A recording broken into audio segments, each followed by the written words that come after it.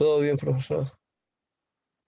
Gracias, Abel. Muy buenas tardes a todos y todas. Bueno, recuerden que les comenté que esta clase es una clase de reflexión, de un poquito de introspección, de que nos dé argumentos, capacidad argumentativa, no saber argumentar del todo, porque todavía se supone que en argumentación jurídica debería ir después de esta clase y ustedes aprendieran después a usar todos estos elementos de fundamentos, principios para después argumentar. Pero es una clase que lo que se enfoca es en entender y conocer qué te preguntas del derecho, hacia dónde, o qué se preguntó la humanidad en momentos de horizontes filosóficos determinados. No solamente en el derecho, sino de manera general. Por eso en la clase estamos abordando filosofía y filosofía del derecho en conjunto, pero para que se entienda, no solamente vamos a hablar del derecho, para que se entienda mejor, es más completo. Y la idea nuestra es, no es un tema solo de aprender lo histórico o lo que en algún momento los y las autoras comentaron, sino tener la capacidad de reflexionar, de pensar, de hecho esto es una clase más no es de conocer solamente. Conocer es el verbo rector este que implica que ustedes conozcan esas tradiciones filosóficas, no, sino también después de pensar, de aplicar ese conocimiento, y esa aplicación la vamos a hacer al final del curso ya en pensamiento jurídico crítico y en los talleres. Esa clase va a ser más como taller, ¿no? Esa unidad. Al final no. Ya estamos como son 3 partes del curso, estamos como en la segunda parte y después vamos hacia en la tercera parte del curso, que es como yo le diría la tercera unidad, ¿no? Entonces yo quiero que se lo tomen así, que no se angustien, que no piensen que se van a hacer filósofos o filósofas, no, que los ayude y las ayude a comprender cuestiones de profundidad sobre temas que tienen que ver con nosotros, los seres humanos, ¿no? Y nosotras, y que eso nos va a dar cuerpo también para argumentar dentro del ámbito jurídico, en materia sobre todo de derechos, etcétera, etcétera. Nos va a dar soporte, nos va a dar fundamentos, nos va a dar principios, esto no es una clase procesal, esto no es una clase de derecho positivo, aunque tienen que entender que el derecho positivo está lleno de conceptos, y esos conceptos se vuelven principios, y esos principios tienen fundamentos filosóficos. Y desde dónde están construidos, por ejemplo, si es desde el derecho positivo, es una falacia hablar de principios del derecho positivo. Eso existe en el derecho positivo, pero todo tiene fundamento filosófico. El positivismo incluso es realmente es un derecho que siempre está en disputa, los conceptos están en disputa, ¿no? Están en disputa en la interpretación, en los casos. Por ejemplo, ahora mismo hay varias disputas y uno cree que la disputa es muy procesal, ¿no? Por ejemplo, la disputa del tema electoral, ¿no? De quitar candidatos porque no declararon financiamiento. Estos temas los trato más en constitucional, pero para que entiendan, entonces tú dices, bueno, pero ¿qué es lo más importante aquí?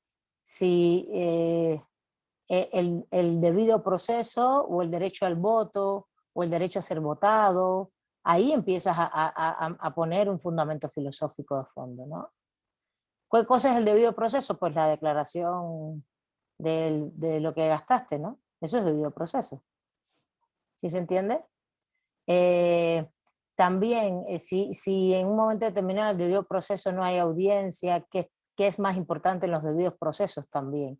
Porque en el derecho siempre hay contradicciones. Cuando uno tiene casos, te van a chocar, van a estar en tensión los derechos siempre van a estar en tensión y en contradicción. Entonces, nos sirve para eso, nos sirve para pensar, para reflexionar, para tener argumentos, y claro, el recorrido es un poquito largo, porque tienes que entender bien qué es la filosofía, y después yo quise empezar en el justnaturalismo cristiano.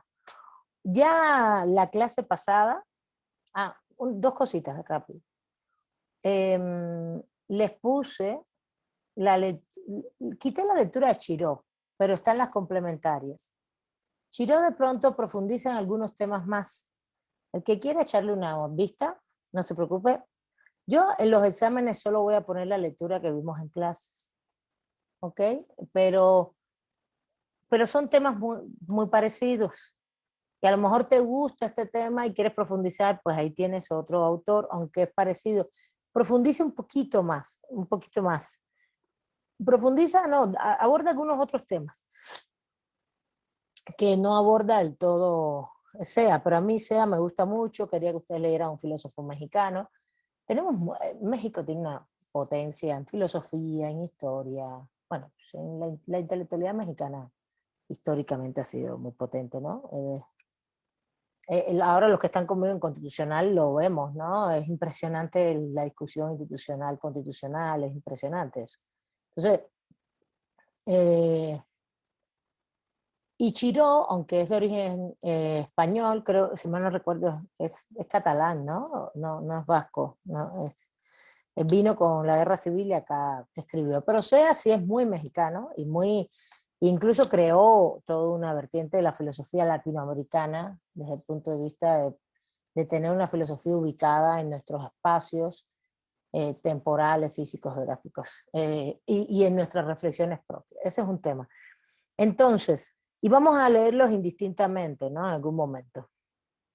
Lo otro que les quería comentar es que les subí una lectura ya vinculado al derecho, al justnaturalismo, está un poquito larga, sí vamos a estar leyendo larguito, pero son lecturas hechas para ustedes, es decir, no son lecturas complicadas.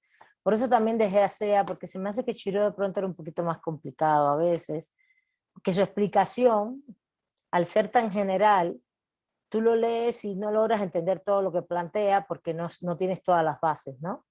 Y mientras con Sea no pasa esto, con Sea se entiende muy bien todo lo que plantea. Igual con Tamayo y Salmorán, les puse unos capítulos, me los tengo que leer, quizás a lo mejor le quite el último, no lo tengo claro, pero ya el lunes ya entramos también con ese justnaturalismo. Hoy qué día es, hoy es miércoles, ¿no? Con ese justnaturalismo, ¿vale? Con esa perspectiva de las escuelas medievales vinculadas al derecho y qué fue lo que pasó. Claro, le subí el libro completo, el libro es muy bonito. Tamayo es un filósofo analítico, por tanto no enfoca la reflexión como lo enfoco yo, que siempre doy elementos históricos, aunque él hace historia, pero es muy analítico, le interesa mucho la discusión lingüística que se dijo en esa época, y a mí me gusta mucho la discusión estructural, por ejemplo, las condiciones sociales, económicas, eso siempre que les he dicho, ¿no? ¿Por qué los griegos pudieron hacer filosofía? Porque eran esclavistas, tenían esclavos, ¿entienden? Ese análisis que no lo van a encontrar en Tamayo, porque en el medioevo pasa lo que pasa, y él le va a dar un fundamento más entre lingüístico, analítico, vamos a leerlo, pero Rolando Tamayo es, como hoy en mi criterio, el mejor filósofo del derecho mexicano vivo. Eh, ¿Cómo se llama el autor de qué? Rolando Tamayo y Salmorán. Ya se la subí ahí a la página. Ya está, ¿eh? Ayer les arreglé todo, estuve hasta muy tarde arreglándoles. Les voy a ir arreglando la página, ¿no? Les voy arreglando la página en la medida en que vamos subiendo lecturas, cambiando lecturas.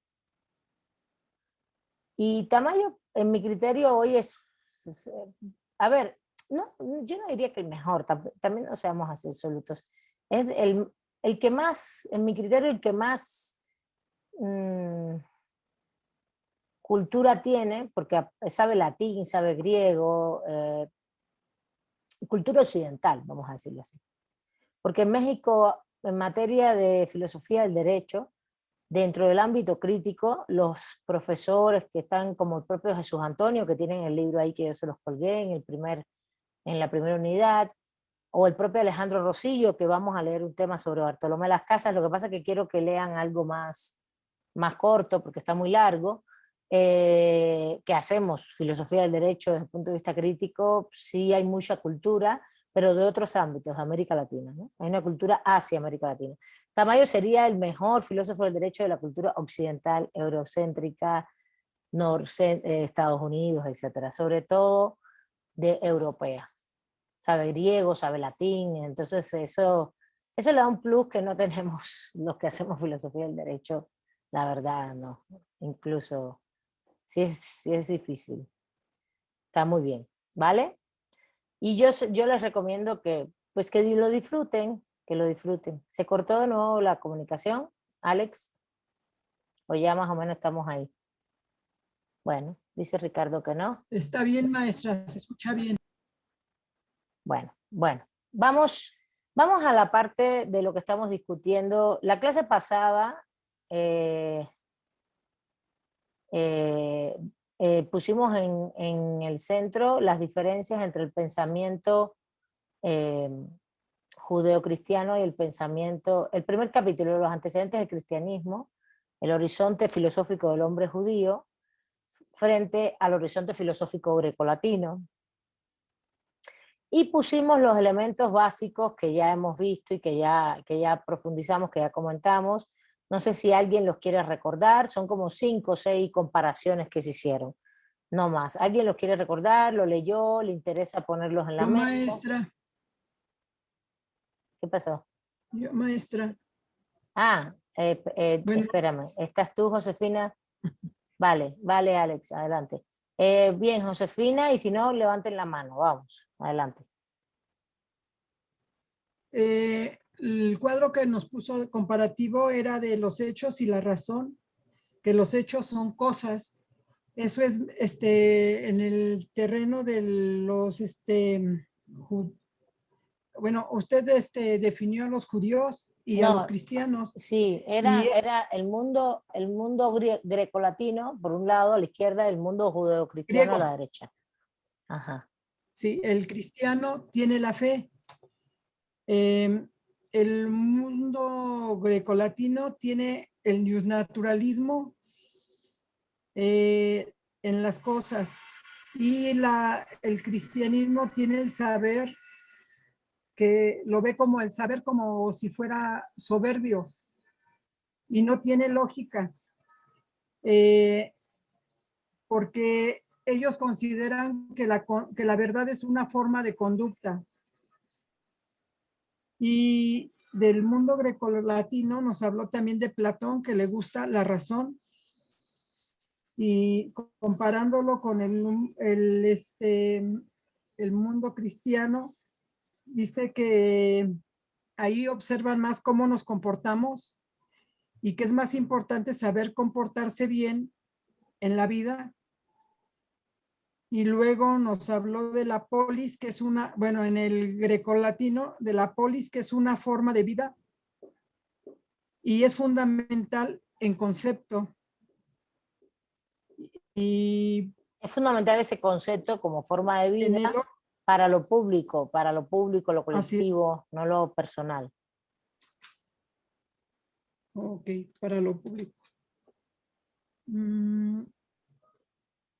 Y en la otra área del cristianismo nos dijo que era muy importante producir riqueza y tener hijos, y que ahí ya se estaba perfilando las bases del capitalismo. Nada más, maestra.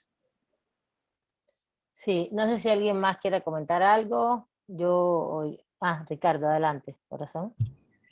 Hola, buenas tardes, maestra, compañeros. Gracias. Buenas tardes. Ahondando, profundizando un poco lo que dice la compañera Josefina, aparte de lo que usted plasmó en el pizarrón la clase pasada, yo en la lectura pude tomar algunas notas sobre que en ese entonces la fe es más importante que el creer, que el saber, que primero está la fe y después está el saber, que el otro mundo es lo que importa, no que la curiosidad es vista como algo malo, la fe es vista como algo buena, y que el saber está prohibido porque Dios es muy celoso y que todo el amor y el tiempo es solo para Él.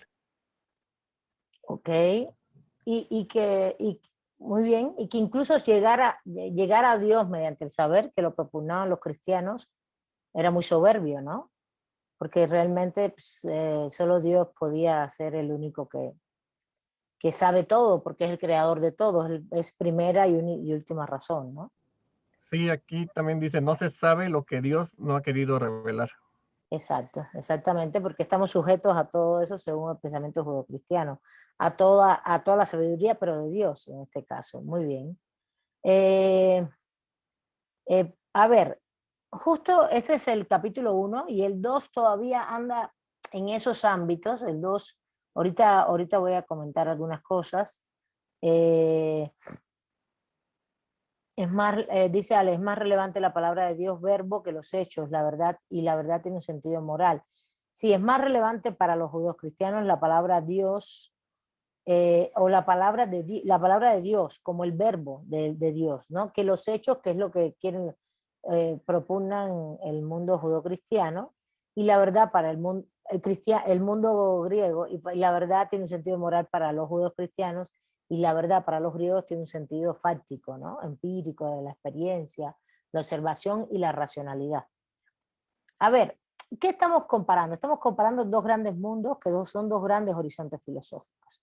A mí me gustaría, la verdad, que también cuando lean estas lecturas se pregunten cosas. En la clase de Lunán ayer salieron cosas muy interesantes.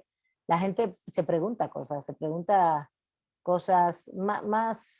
que la cultura mexicana es una cultura tan religiosa como horizonte filosófico, como cultura, no como horizonte filosófico, como cultura en México. Entonces, también acá podemos debatir de las cosas que nos preguntemos. No tenemos que pensar siempre que el único debate tiene que ser lo jurídico, ni mucho menos. El derecho es lo más aburrido de esta clase, la verdad. La verdad, esta clase es bonita, a mí me gusta mucho, me está gustando mucho poder intercambiar con ustedes estos textos. Y aunque es triste que sea por la pandemia, la verdad los profesores tenemos mucho más tiempo de proponerles cosas, de ver lecturas, de dialogar mejor, si no hay que trasladarse tanto para aquí, para allá, para allá, ¿no? Como ustedes, si están, aunque estén trabajando algunos, muchos y muchas, también muchos y muchas tienen alguna posibilidad a lo mejor de no moverse tanto y de poder leer un poquito más, ¿no? Que antes. Entonces, la verdad, en el ámbito religioso es sí, es creer en la Virgen de Guadalupe, exactamente, pero hay que pensar que quizás la Virgen de Guadalupe es ese mismo fundamento del cual está hablando ahí.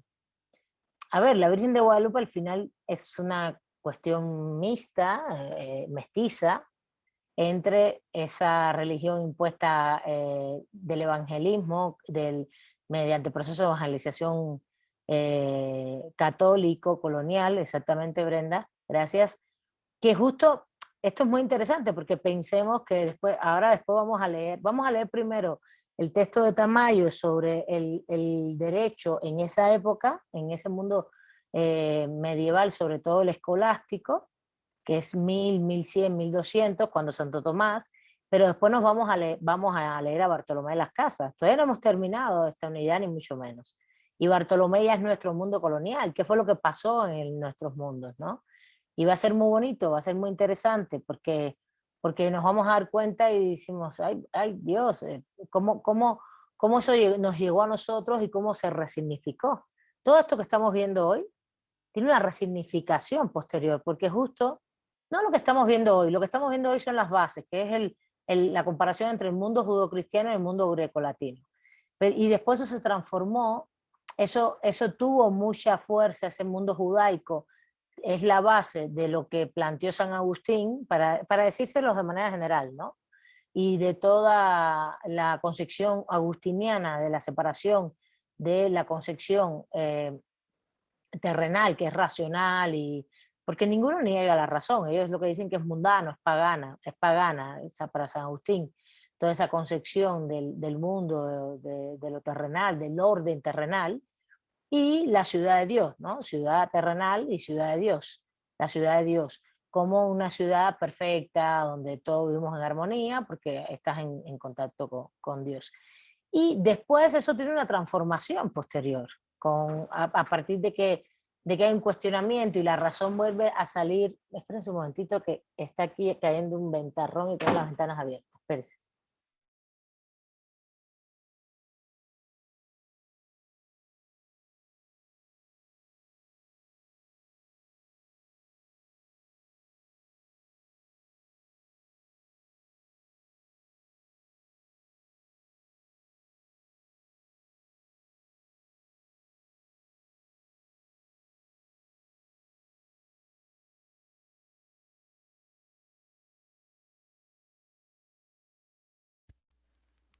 Disculpen que se está cayendo el mundo acá. Y ya cerramos todo. Entonces, después de una reconciliación con la razón. ¿Por qué? Porque la razón es el elemento esencial fundamental de los seres humanos. Los seres humanos somos lo que basa la esencia nuestra en comparación con todos los seres vivos es eso. Y acuérdense que la razón no es que solamente pensamos y razonamos, la razón también implica que somos creativos, ¿no? Que podemos transformar la naturaleza, no sé, mire, por ejemplo, que podemos pintar, o que podemos construir, transformar la naturaleza y hacerla en servicio de cosas útiles, ¿no? Una mesa, una silla, desde eso, dónde vivimos, cómo podemos vivir lo más dignamente posible, y me refiero a las necesidades básicas, ¿no? Agua, salud, alimentación. Justamente todo eso pasa por la razón, pasa por nuestro ámbito de creatividad. Ahorita vamos a lo que planteas, Alex, me parece muy interesante. Y justamente lo que hay después de San Agustín es un proceso de reconciliación en el siglo 11, 12, 13, 1100, 1200, justamente de Santo Tomás con la razón. A partir de Anselmo hay una reconciliación y dicen, no, la razón es importante, tenemos que usarla, pero Dios sigue siendo la base y el fundamento de todo lo que hacemos. Y después de esto, lo que vamos a hacer y a donde vamos a llegar, y esto es muy importante, es ya la próxima clase empiecen a leer los capítulos de Tamayo, porque entonces vamos a ver cómo se reflejó esto en el derecho, qué pasó en el derecho. No en el derecho positivo, aunque sí también, sino también en las escuelas, en las universidades medievales y en las escuelas. Recuerden que la universidad surge en ese medioevo, y en ese medioevo que solamente es europeo, nunca vayan a decir que el medioevo es latinoamericano, ni chino, y el sistema feudal, sí hay rasgos en toda Europa, el sistema feudal, hasta muchos años después, como sistema económico, pero ese mundo medieval que estuvo en el centro de Europa eh, con el peso de la iglesia cristiana. Y recuerden que históricamente, recuerden el proceso histórico que ya se los expliqué, pero se cae el Imperio Romano Occidental en el 476, incluso, ahorita voy a hablar de ese punto histórico, porque San Agustín, yo no sé por qué, yo creo que en esta clase lo debo haber dicho igual, dije mal que San Agustín era del 600, no, San Agustín es del finales de los 300 y mitad de los 400. No se había caído el Imperio Occidental Romano, estaba en decadencia total.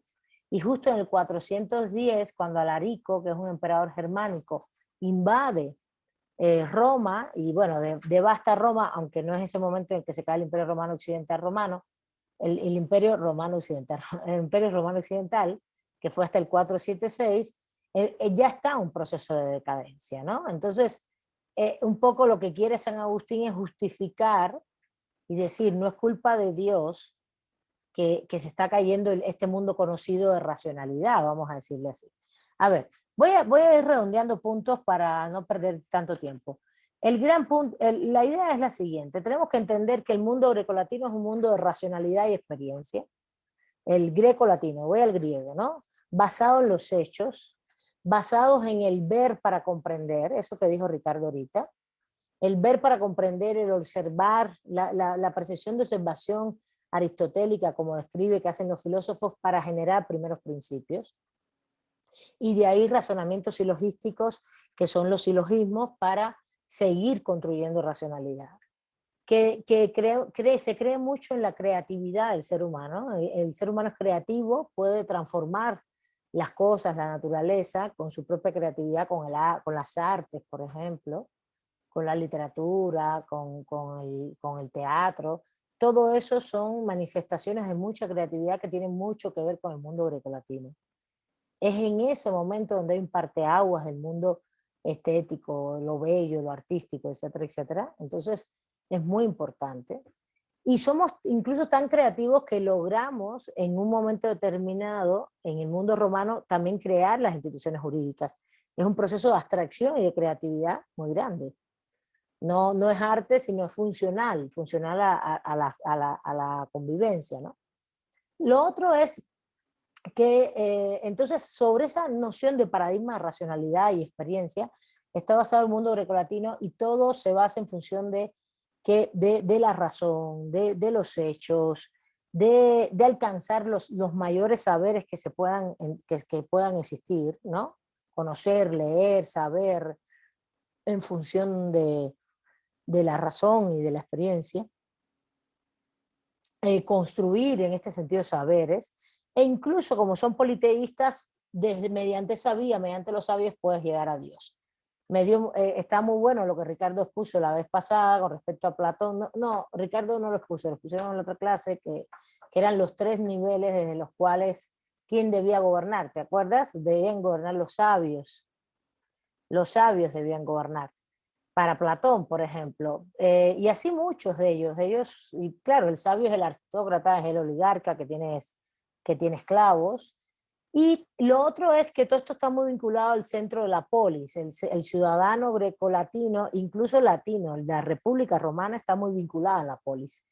Recuerden que Roma, la República también es una polis-estado, es Roma, que después se expande por toda la península itálica, y que después se expande por todo lo que es Europa, el sur de Europa. Yo les puse el mapa, es así el borde de Europa y el borde de África y el Medio Oriente. Ese es el Imperio Romano. Pero fíjense, en el momento de la República, cuando empieza la República a expandirse, es a partir de que, a ver, hay 2 momentos históricos importantes que quiero que tengan en cuenta. Uno, Alejandro Magno muere en el 323 antes de nuestra era, y Alejandro se expandió por todo, a la derecha, se expandió por lo que es Grecia, Macedonia, el Medio Oriente, el norte de África, Asia, el Imperio Persa. Asia llegó hasta el río Indo. El río Indo y el Ganges, el Indo es como la frontera para entrar a la India. Y hasta ahí, hasta el mundo mongol, porque justamente es lo que no pudieron, ni llegaron a los mundos germánicos del todo, a los eslavos sí, pero no a los germánicos, ni subieron a los mundos germánicos, ni tampoco pudieron sobrepasar hacia los mundos euroasiáticos, ¿no? Ese fue Alejandro Magno, pero Alejandro lo matan justamente por querer hacer una unidad política, económica y cultural de toda esa zona, de todo ese espacio, y realmente espacios de culturas muy diferentes. Imagínense, Grecia, Macedonia, el norte de África, Egipto. Sí, ya me imagino, hay algunos que se han desconectado y vuelto a entrar. De todas maneras, aquí seguimos y seguimos grabando, después lo pueden ver. El Medio Oriente, que son civilizaciones muy antiguas, el mundo hebreo, el mundo palestino, los mundos hebreos, los cartagineses, los egipcios, Mesopotamia, civilizaciones muy antiguas, diferentes, los persas, a todo eso llegó Alejandro Magno. Cuando matan a Alejandro Magno, esto se acaba, pero el helenismo como cultura, esa idea de unidad del mundo conocido, siguió en lo que es el mundo románico, y el mundo románico lo que hizo fue seguir esa tradición helénica, pero expandiéndose a partir de Roma, la península itálica, y después la expansión del Imperio Romano no se fue al mundo asiático, sino se quedó en lo que es Europa, el norte de África y el Medio Oriente. Y ahí lo que plantea SEA, y esto es muy importante, creo que no lo señalé en la clase pasada, es que justo cuando empieza el imperio se acaba la polis. ¿Sí? ¿Sí se recuerdan de esto? ¿Están por acá? Hola. Sí, no lo dijo, maestra. Sí, cuando Sí, no lo empieza, dijo. sí, cuando empieza el imperio se acaba la polis porque empieza la subordinación individual y personal del ciudadano al emperador. Y entonces esa noción no solo de lo colectivo, sino de esa construcción en la cual tú participas como ciudadano en el Estado, en la polis, en el ágora, inicialmente en Grecia y después en Roma, en la República, en las asambleas comiciales, se va extinguiendo. y al extinguirse empieza el tránsito de la cultura helénica a la cultura cristiana. Y esto es importante porque ya este es el segundo capítulo. La cultura helénica a la cultura cristiana está fundamentada en el pensamiento judaico, que ya vimos sus elementos, que ahorita vi algunos vi el de los griegos, recuerden, a los griegos también les interesa la sofía, el saber, todo esto, y les interesa la trascendencia mediante el saber, mediante los que más conocen. Y la cultura helénica que va muriendo así con el imperio, muriendo me refiero a, porque nunca murió, realmente, aquí la estamos viendo en el 2021, sino que esa cultura helénica va cayendo en crisis y va entrando un horizonte filosófico nuevo del mundo cristiano. Y aquí hay que tener en cuenta estos hechos históricos. El primer hecho histórico es que sobre la mitad del imperio, en los años 270 aproximadamente, ahora no tengo la fecha exacta, por eso digo aproximaciones, se legaliza eso está muy bien, por ejemplo, los que quieran abundar en esto, en el libro de Tamayo que les mandé, ahí están todos los hechos históricos y eso. Pero se legaliza, pero en los capítulos previos a los que les mandé, se legaliza la religión cristiana como la religión del imperio. Y fíjate, hay una cosa interesante que dice Alex, que debemos honrar y adorar a Jesús porque murió por nosotros, por salvarnos del pecado. A ver, vamos a ir por partes. Yo sí creo que Jesús existió, que fue una persona que existió en el año 0, justo cuando empezaba el Imperio Romano, en la Palestina, justamente, en las tierras palestinas, ¿no? Nazaret, y después muere también en la misma zona, bueno, lo matan, ¿no? Realmente. Y sabemos perfectamente por la historia, y más ustedes que son de esta cultura, conocen esta historia, y perfectamente ahí estaba el Imperio Romano. Un imperio que ya en sí, por su sistema político-económico, era decadente, porque lo ideal siempre fue la república. Y cuando es decadente, también la economía es decadente, porque no puedes sostener el esclavismo si estás dominando la mitad de Europa, el Oriente Medio y el norte de África. No sostienes que esclavices a todo el mundo, lo que se hacía era cobrar impuestos. Entonces el sistema esclavista también deja de funcionar, deja de ser funcional. Cada vez, si ustedes van en la historia del derecho, por ejemplo, la Emancipatio es una institución que surge, que tiene que ver con el derecho.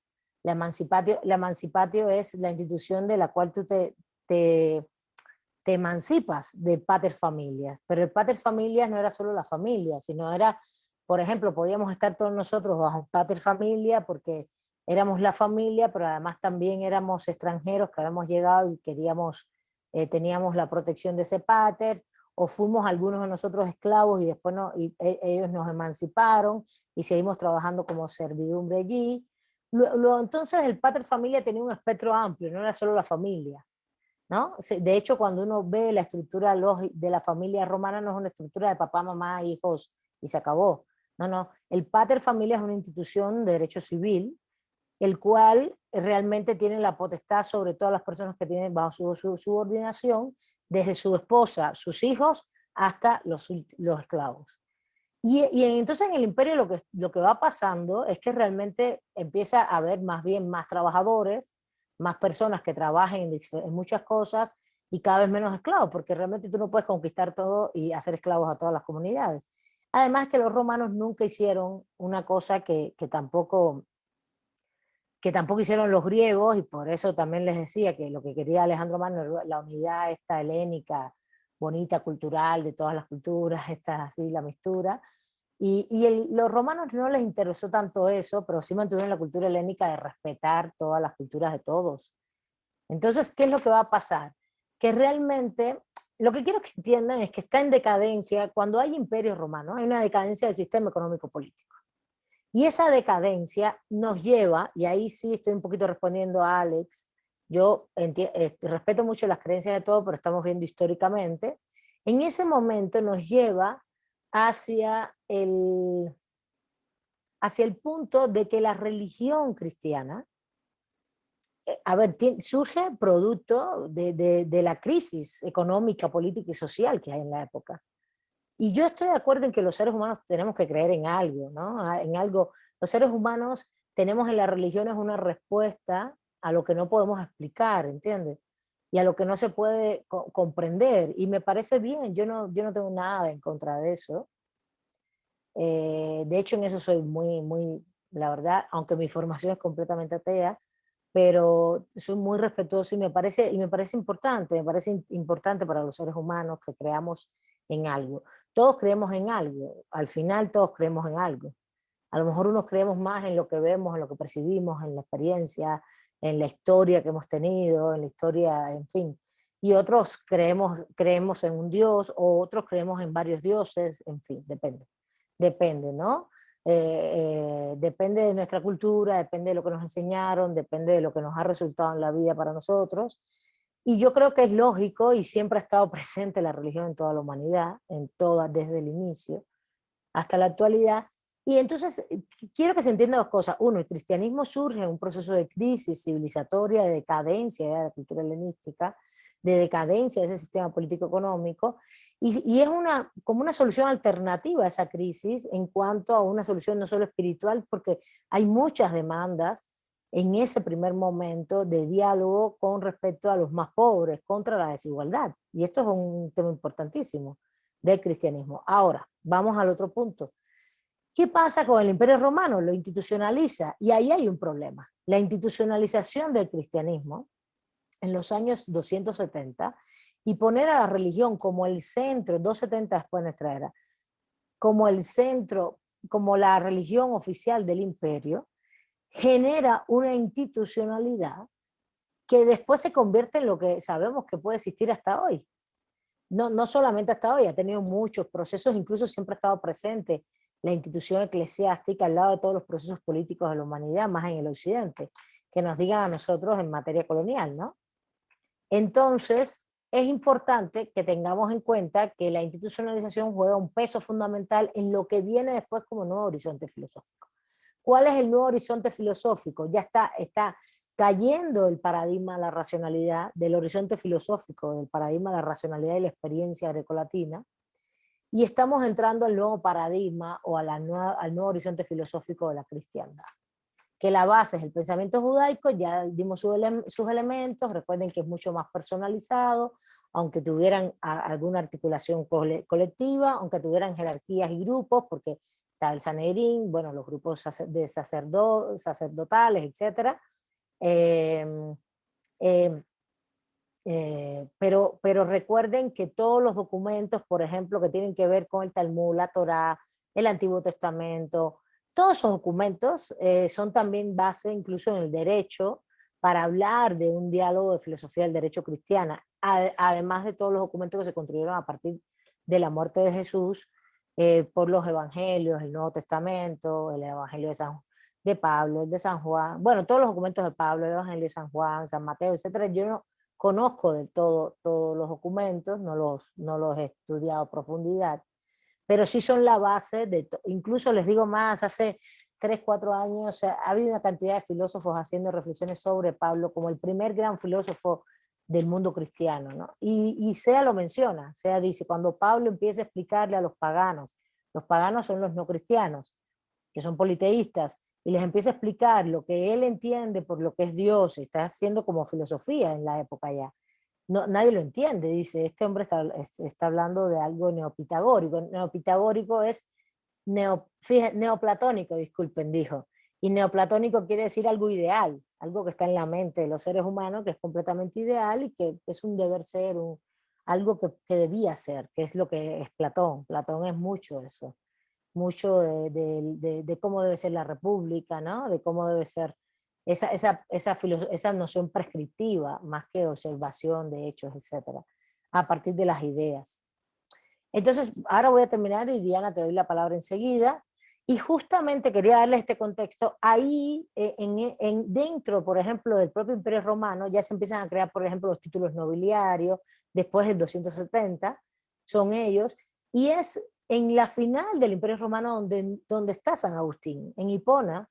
De hecho, es un padre, lo nombran padre no al final de su vida, en 300 no, finales de los 300, él muere hasta los 400 y tantos, y él hace toda su obra en función de ese momento de decadencia donde el Imperio Romano está muriendo, donde realmente después ya definitivamente cae en el 476, Imperio Romano Occidental, dígase Roma como centro político. Acuérdense que pasa a Bizancio, a Constantinopla, al Imperio Romano Oriental, pero pierde toda la fuerza esta que tenía alrededor de Europa, alrededor del norte de África, Medio Oriente, pues se desvanece esa estructura política, jurídica y de imposición de impuestos económicos, de impuestos, etcétera, de cobro de impuestos. Y justamente, como hasta ahora ese era el mundo conocido y se planteaba que era el mejor mundo conocido, voy a terminar lo histórico y te doy la palabra, Diana, no se me olvide. San Agustín quiere hacer una defensa de que no es Dios, como Dios estaba pasando a ser el centro de la reflexión de todo, que no es Dios el culpable de estos hechos, ¿no? Sino que es más bien culpa de los propios dioses y las propias creencias del mundo grecolatino, ¿no? Y por eso hace toda la separación entre lo que es el Dios cristiano, el cristianismo, y los paganos y la ciudad mundana, ¿no? Y esa es su gran obra de la ciudad de Dios, ¿no?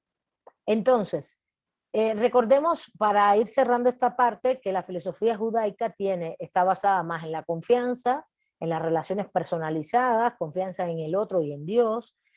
A partir de ahí, esa filosofía judaica, que es la base de la filosofía cristiana, también no le interesa el saber, sino la sapiencia, no le interesa la sofía, sino la sapiencia, el cómo podemos tener mejores conductas, el cómo podemos comportarnos en la vida, el cómo producir riquezas materiales y también espirituales como hijos, ¿no? Familia, y a la vez esta cosa de producir conocimientos tampoco es válido, sino lo que se producen son cosas, y ahí es donde está nuestra trascendencia, no en el conocimiento, sino en estas cosas, en estas producciones de riquezas, de personas que van a seguir nuestras formas de ver en la vida, y cómo realmente lo que hay es que creer para comprender porque el conocimiento está en Dios, el verbo está en Dios y no en el logos como planteaban los grecolatinos, ¿no? El verbo está en Dios y Dios no solo que tenga el verbo, la palabra, sino el conocimiento de todo y nos los hace saber, como ya aquí dijeron, mediante sus propios recursos, que es la naturaleza, la razón de los propios seres humanos, pero nosotros somos humildes, estamos ante una posición de humildad y de recepción pasiva de todo esto. Entonces, esa es toda esa base para que entonces venga primero no solo la cultura helenística, ya les dije que va muriendo y pase a ser una cultura cristiana, el centro del horizonte filosófico, y San Agustín es el primer gran filósofo que hace una gran obra que te pone las primeras pautas de esa filosofía cristiana en el centro. Diana, ahora sí, disculpa.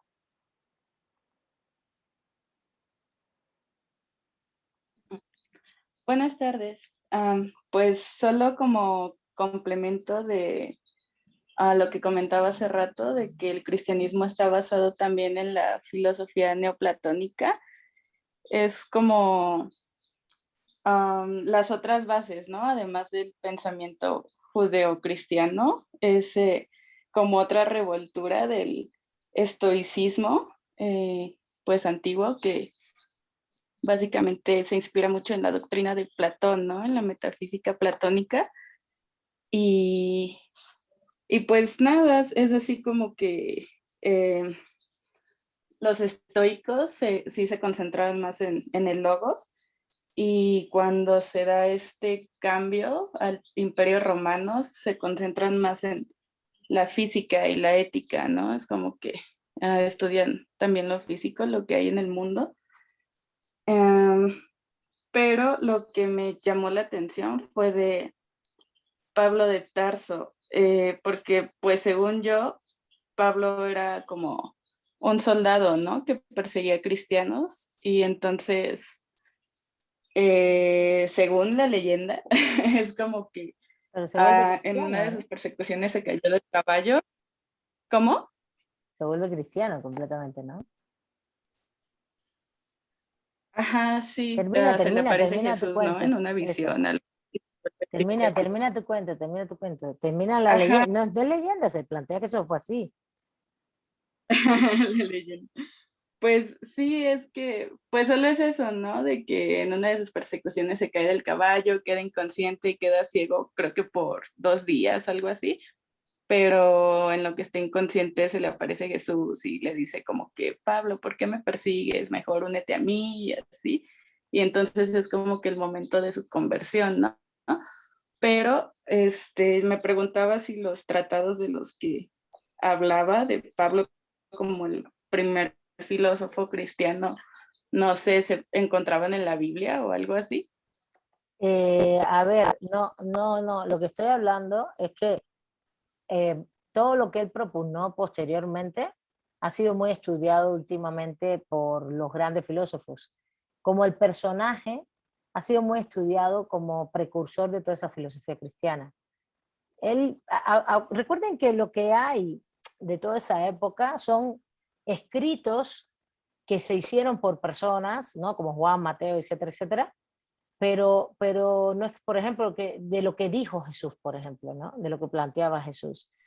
Y el otro, Pablo sí está en el primer centenario, ¿no? Nace como el 5 del 10, muere, se dice que muere como a finales de los 50, entre los finales de los 50 y el 67. Ayer busqué todas esas fechas para tenerlas claras. Y realmente todo lo que tenemos es lo que se dijo y es de una tradición oral que se fue dejando por escrito por otras personas, ¿no? Y que fue pasando de boca en boca, etcétera, etcétera. Eh, en este sentido, a eso me refiero, no es que los documentos en sí, como fuentes, son estas cosas. Esto es bueno lo que planteaba, después fue llevando el mensaje de Dios, que fue diciendo qué era lo que planteaba Jesús, todo esto y se fue escribiendo, ¿no? Se fue escribiendo, pero ya decir, no, tiene una obra, pues la obra la tiene San Agustín con Ciudad de Dios, con sus confesiones, por ejemplo. Confesiones es una obra que San Agustín plantea cómo se convirtió de pagano a cristiano. Y Ciudad de Dios es cuando él hace todo el proceso ya de discusión política, donde él dice, bueno, de principios de filosofía política, ¿no? Cómo funciona una ciudad vinculada, cuando habla de ciudad, está hablando del Estado, de la polis, del funcionamiento de una sociedad, vinculada a Dios y otra vinculada al mundo pagano, mundano.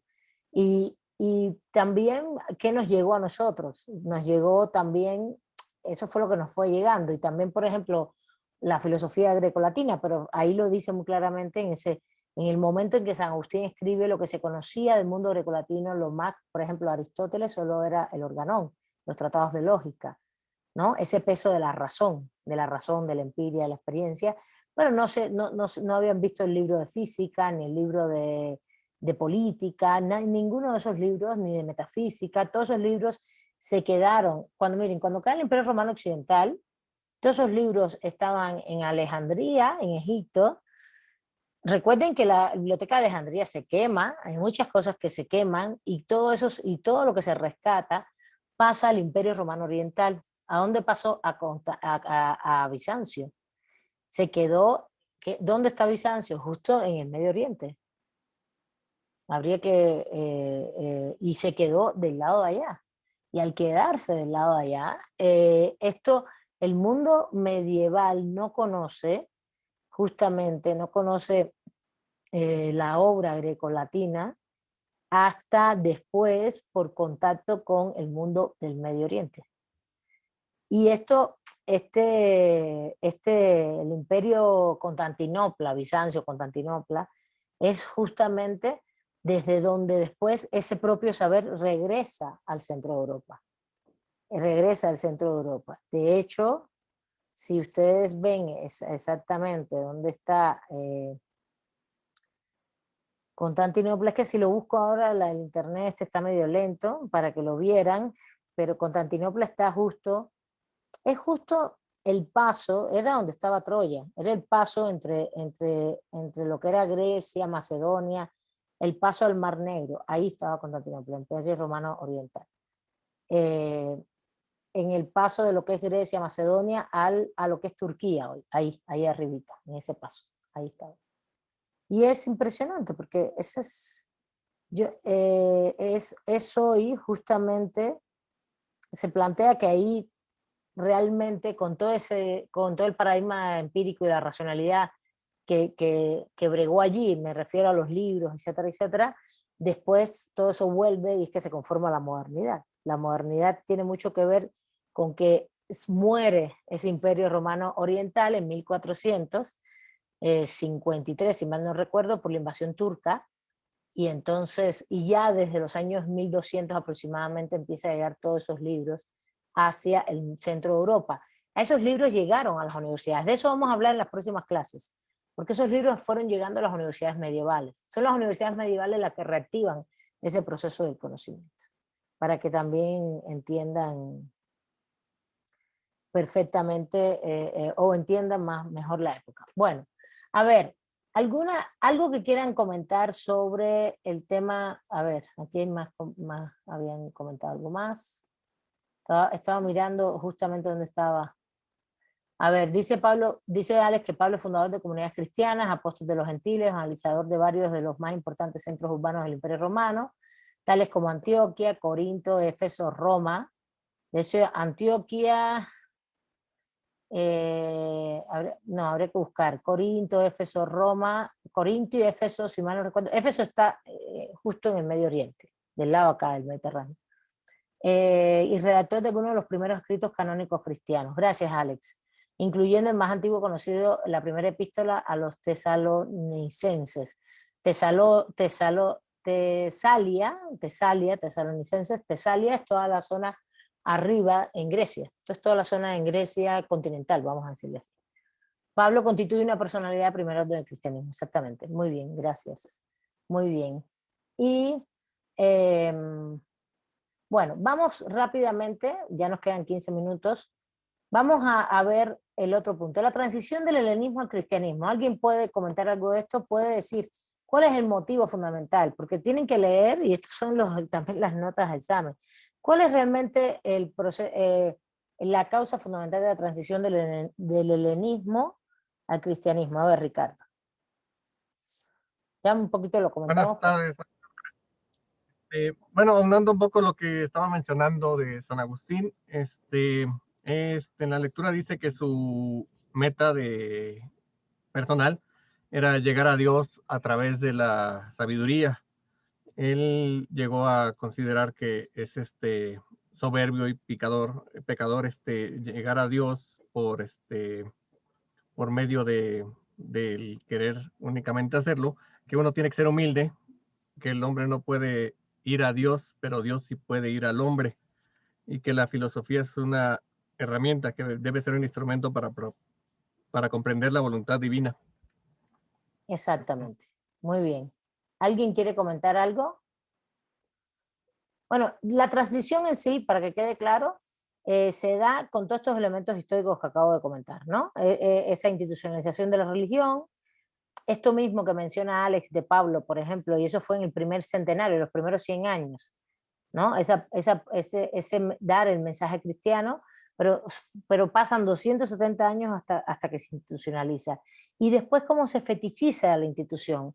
Estoy usando términos ya marxistas. Fetichización me refiero a que ya la institución, el mensaje cristiano, una cosa fueron los primeros evangelizadores y después el mensaje hasta qué punto se manda, es enviado igual por la iglesia, o ya como institución. Y esto tenemos evidencia. Después todo esto se va fetichizando y hay un proceso de ruptura muy fuerte con las reformas, ¿no? En 1400. No estoy hablando del mensaje de Dios en sí, sino más bien del funcionamiento institucional. Y evidentemente hay que tener en cuenta que en esa transición lo que se pierde es el principio de ver para creer y se constituye el principio de creer para comprender. Y con el centro, el cristianismo en el centro, Dios en el centro de todo tipo de comprensión de horizonte filosófico. Por tanto, la filosofía para ellos es un quehacer inútil, soberbio. Para ellos es muy soberbio que los grecolatinos quieran, mediante el conocimiento, llegar a Dios, quieran conocer todas las cosas, quieran comprender todas las cosas conociéndolas, ¿no? Viendo, experimentando, porque nada de eso te llega, lo puedes hacer. Todo eso lo puedes hacer solo si Dios te da la posibilidad de hacerlo, porque Él es el que tiene es el creador de todas las cosas. Fíjense, ayer un estudiante me decía, no, es que Él es el fin de todo, no, y el inicio también. Es más que el fin, el inicio. Es el inicio porque es el creador de todas las cosas. Entonces, para ellos la filosofía es un saber inútil, es un saber de perdición, porque te hace soberbio, te hace quedarte en un ámbito en el cual no estás como una persona humilde recibiendo todo el conocimiento que Dios te puede dar. No puede haber esfuerzos en los cristianos, plantean, no hay un esfuerzo por conocer, sino solamente el conocimiento llega mediante Dios, como bien dijo Ricardo. Y también comentaron otros compañeros. Ajá, exacto, que es como si fuéramos un niño que trata de alcanzar la luna y las estrellas y hay que decir que no. Ahora te doy la palabra, Ramiro. Ya vi tú que pediste la palabra. El hombre, entonces, y lo otro es que el Dios es inalcanzable y es inconocible, y esto es muy importante.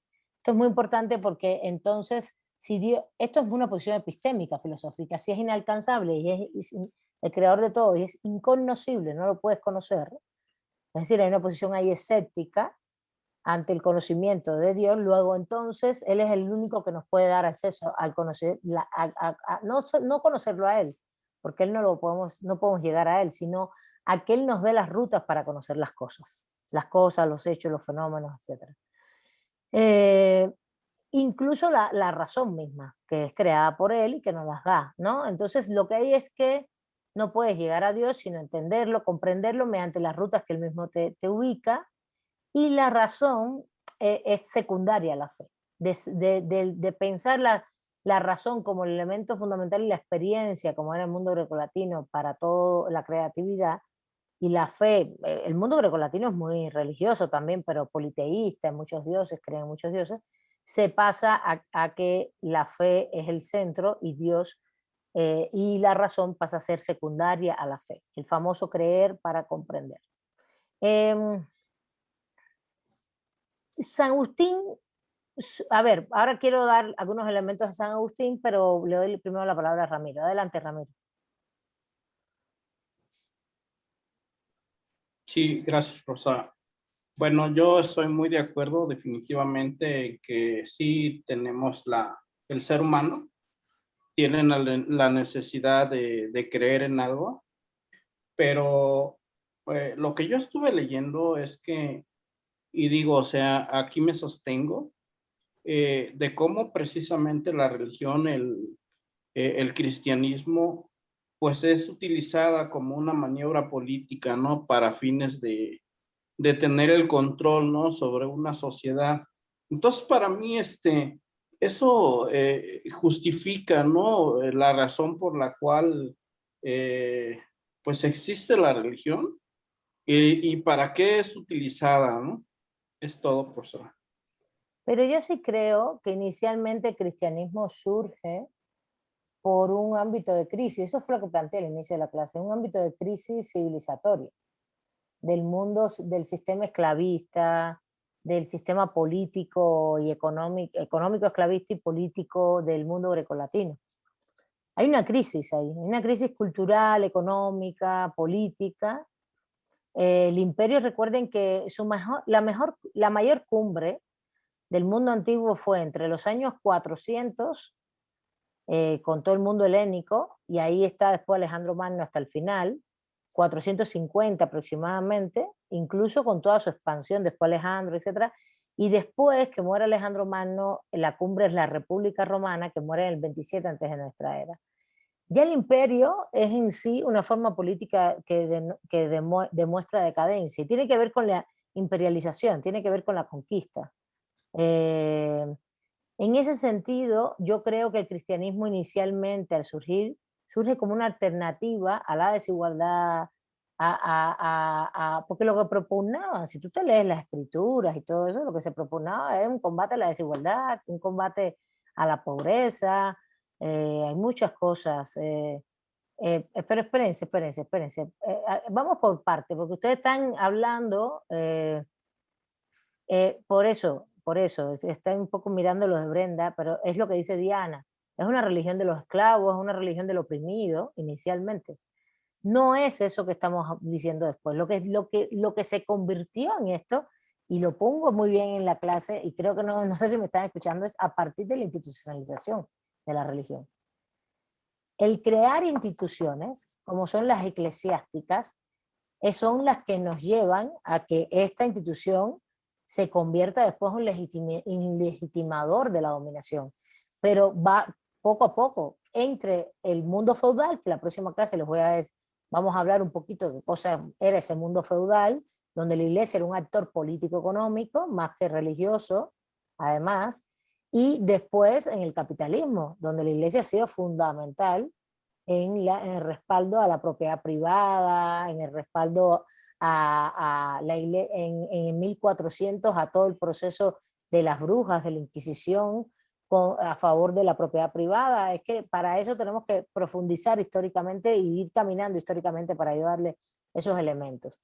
Entonces, esa legitimación de la dominación, en mi criterio, es eclesiástica. Ahora, que cada cual aquí crea que la religión es un proceso que en lo personal, en lo íntimo, que es donde yo creo que es muy importante, y cada cual puede creer en lo que quiere, en lo que desee, en lo que le parezca bien, que es un proceso íntimo, personal, que cada cual, cuando vaya en este proceso, eh, eh, después ustedes tengan como interpretación de que realmente también ahí hay dominación porque las personas se constituyen en dogmas. Y un poquito para allá es donde quería yo conversar de lo que plantea San Agustín, que cuando lo dialogas y ves el fundamento es bastante dogmático, son cosas que no puedes variar. Cuando digo dogmático hablo epistémicamente.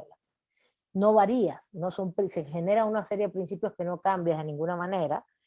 Y uno puede creer, bueno, como decía el marxismo, ¿no? Que la las religiones todas, es el opio son los opios de los pueblos, opios pensando como una droga que te adormece, no te deja ver la realidad. Yo digo que también esa es otra forma de percibir el tema, y que realmente la realidad, porque Marx en eso, en el siglo XIX, y el marxismo es un defensor de lo científico, luego entonces de la racionalidad y de la empiria. Recuerden que al final la modernidad es un retorno al mundo grecolatino.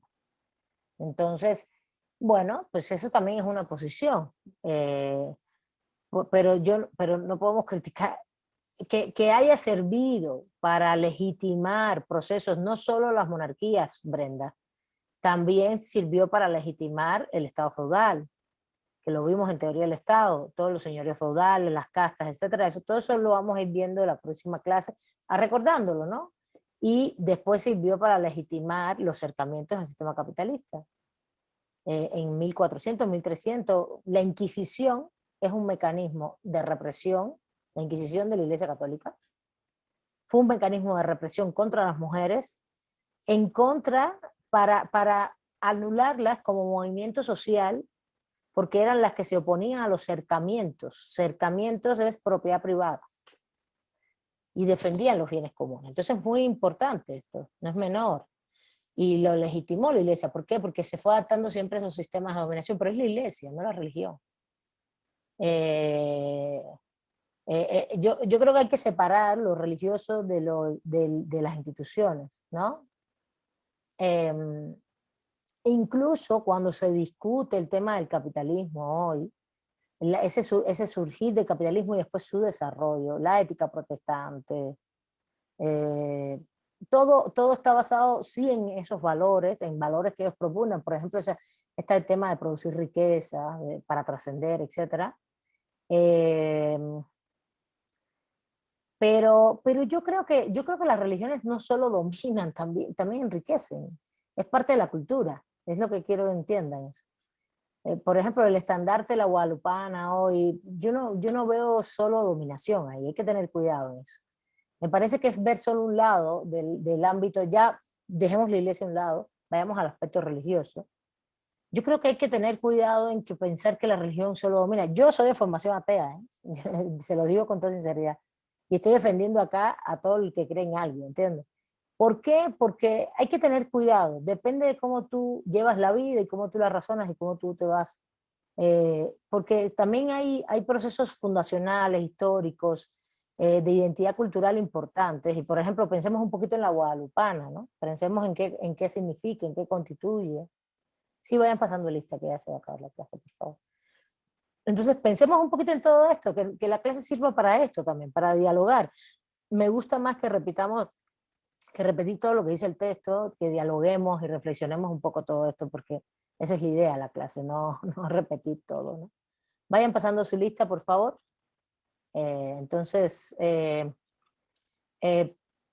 y pensemos que sí, que ha habido las instituciones, usando la religión, han hecho determinadas cosas, y también cuánto necesitamos de lo religioso, ¿no? O no lo sé. Yo creo que no es que todo el mundo cree en cosas, en algo. Aunque, por ejemplo, yo puede ser que sea muy grecolatina, que creo en el ver para comprender, ¿no? Yo necesito observación, soy más pragmática, me interesa que estén las cosas probadas. Bueno, todos tenemos. Y claro, tú dices, no, pero eso no es creer en algo dogmáticamente, porque estás comprobando, por ejemplo, algo científicamente. Sí, pero hay muchas, no solo de la ciencia vive el ser humano, uno cree en muchas cosas y tiene una serie de principios basados en cuestiones culturales, ideológicas, más allá de la comprobación como tal. Es como, por ejemplo, que yo diga, a mí me interesa el socialismo, pero el socialismo no ha demostrado que fuera realmente victorioso. Fue victorioso hasta un punto y después se cayó en la Europa del Este, en la Unión Soviética, ha tenido problemas en China, en Cuba, en Vietnam, el capitalismo nos sigue oprimiendo, pero yo sí tengo como principio que el capitalismo no es la opción, ¿entiendes? Entonces, pero eso es un poquito, cuando vienes a ver, tú dices, bueno, a lo mejor mi creencia todavía sigue fundada en la opresión y la desigualdad que genera el capitalismo, por ejemplo, en que estoy viendo esto, ¿no? Entonces, siempre hay principios y cosas en las cuales uno cree y no todo siempre está probado, ¿no? ¿Está bien? Bueno, chicos y chicas, ya se acabó la clase. Está muy bueno, seguimos la próxima, por favor.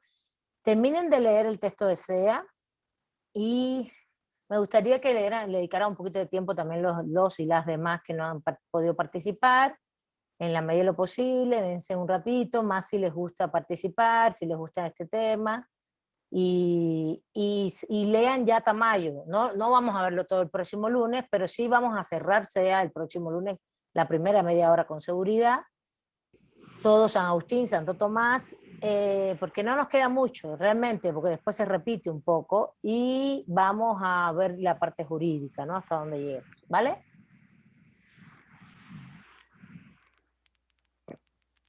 Bueno. Sí, profesora, Sí, gracias. profesora, muchas gracias. No, gracias a ustedes. Un Gracias, abrazo. profesora. Cuídense. Bonita tarde, maestra. Igual.